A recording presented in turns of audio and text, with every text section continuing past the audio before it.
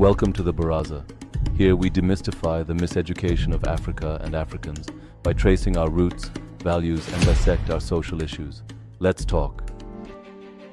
Christopher Columbus, as the first man to discover the Americas, is a myopic narrative that only exists in the minds of Eurocentric historians with an Aryan colonial agenda.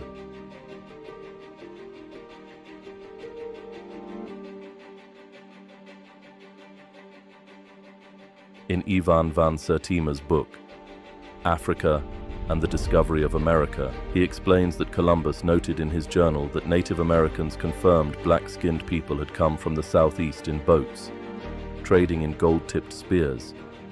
It was also found that the ratio of properties of gold, copper and silver alloy were identical to the spears then being forged in Guinea, according to American historian and linguist Leo Wiener of Harvard University.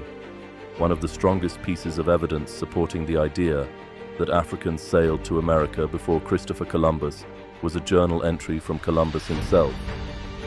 There is now a growing body of evidence to support the claim that Africans did, in fact, visit the Americas long before Columbus. Solid claims exist about African explorers, sailors, and traders who made their way to the Americas in ancient times. The idea that Africans may have visited the Americas in pre-Columbian times is not new. In fact, widely untaught evidence exists that Africans sailed to the Americas and settled centuries before Columbus.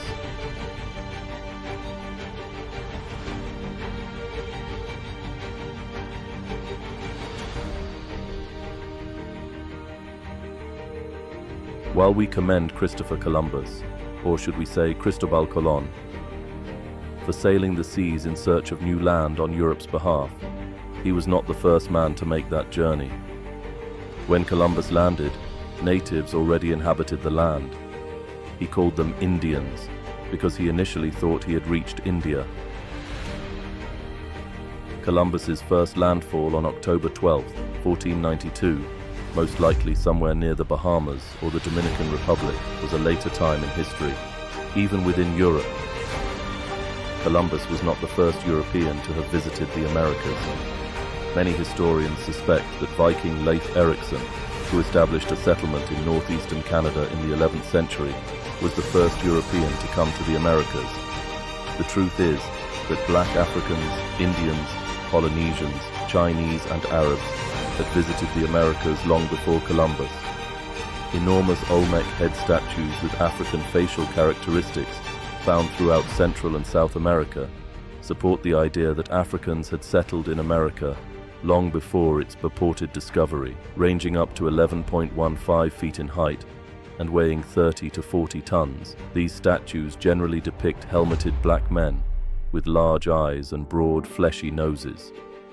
Columbus was never the first man to arrive at the Americas. Rather, he was the first to commit genocide, sex slavery of young girls, rape, pedophilia, mass mutilations, arbitrary killings, and transatlantic slavery in the Americas. The manufactured history by Columbus's European sponsors must be exposed and forcefully rejected.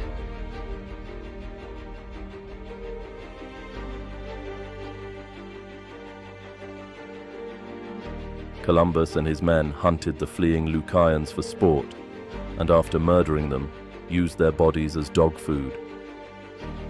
Surviving Lucayans fled to the surrounding mountains to escape the sadistic savagery and barbaric treatment of the so-called civilized Christian Europeans.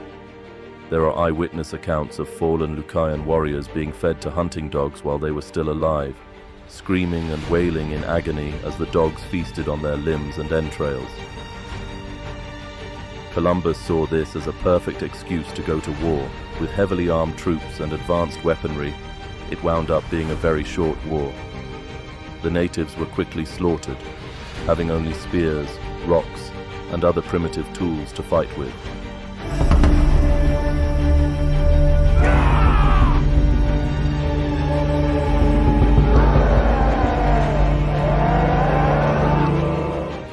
Eventually, the natives rebelled. History has it that on Columbus's second visit to the Americas, This time armed to the teeth, he demanded that the Lucayan people give his men food and gold and allow them to have sex with their women. When the Lucayans refused, Columbus responded by ordering that their ears and noses be cut off, so that the now disfigured could return to their villages and serve as a warning to others. The ugly picture that emerges is of a brutal man who massacred the existing population of the islands, used girls as young as 8 or 10 for sex, and conducted mass mutilations in his hunt for gold. Take a moment to like and subscribe as we journey across the continent on a quest to not only change Africa's narrative, but also educate and entertain. Matthew Inman, the Oatmeal's author, not only exposes this myth, but also shows us who Columbus really was. The US celebrates October 14th as Columbus Day, one of its 3 federal holidays, reinforcing the myth that Columbus was a great explorer who discovered the New World. Research by some scholars provides population estimates of the pre-Columbian or pre-European contact Americas to be as high as 112 million in 1492, which declined to less than 6 million by 1650. The so-called discovery of the Americas by Christopher Columbus was followed by possibly the greatest demographic disaster in the history of the world. Columbus described these people as having black skin, curly hair, and other features characteristic of Africans. Similarly, the Italian explorer Amerigo Vespucci, who traveled to the Americas in the late 15th and early 16th centuries, wrote in his accounts that he had encountered people of color in the Caribbean region. He also noted that some of the indigenous people had features characteristic of Africans, such as curly hair and dark skin. In his book, Natural History of the Indies, he described seeing Negroes among the indigenous people of Hispaniola, present-day Dominican Republic and Haiti. One of the most well-known accounts of African presence in the Americas comes from the Spanish explorer Gonzalo Fernández de Oviedo y Valdés, who traveled to the Americas in the early 16th century. Thor Heyerdahl, a Norwegian adventurer and ethnographer with a background in zoology, botany, and geography, made voyages to demonstrate the possibility of contact between widely separated ancient peoples, notably the Ra expedition of 1970, when he sailed from the west coast of Africa to Barbados in a papyrus boat, showed that strong currents, which Mali oral tradition describes as rivers in the middle of the sea, could have helped propel African vessels to the American continents. Travel between Africa and the Americas was possible because of the worldwide ocean winds and currents that caused drift routes from east to west. Africans were indeed sailors.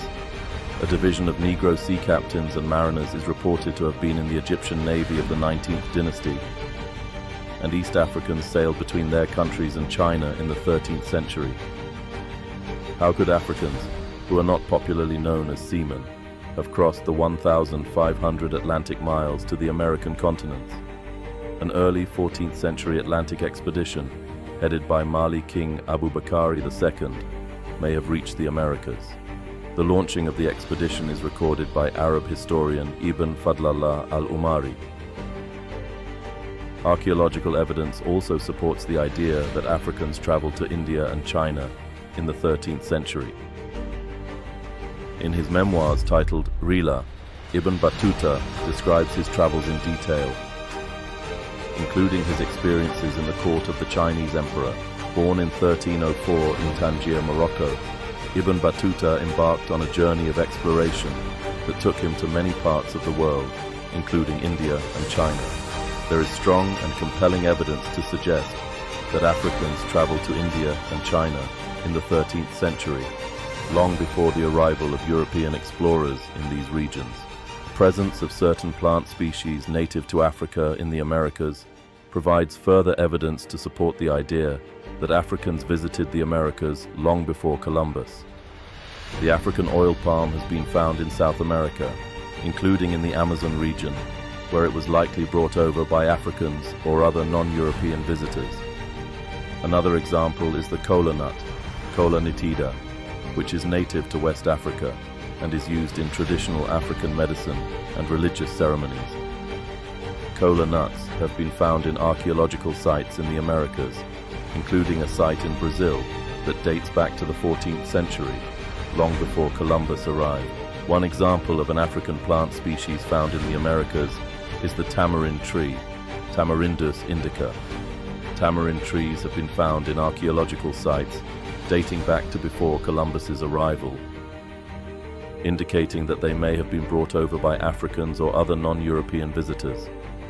The tamarind tree is native to Africa, but has been introduced to many parts of the world as a food and medicinal plant. While some of these plants may have been brought over by European explorers or traders, there is evidence to suggest that many of them arrived in the Americas much earlier, potentially as a result of contact between Africans and indigenous Americans. The presence of these and other African plant species in the Americas provides compelling evidence to suggest that Africans visited the Americas long before Columbus. As Villacorta has written, "Any way you view it, Mexican civilization had its origin in Africa." Indian scholar Rafiq Zakaria appears to have been right when he wrote, "The black began his career in America not as a slave, but as a master."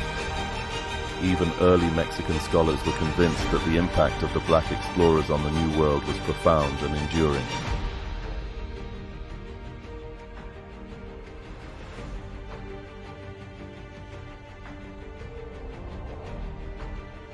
Thank you for watching. Join us next week for another demystifying journey.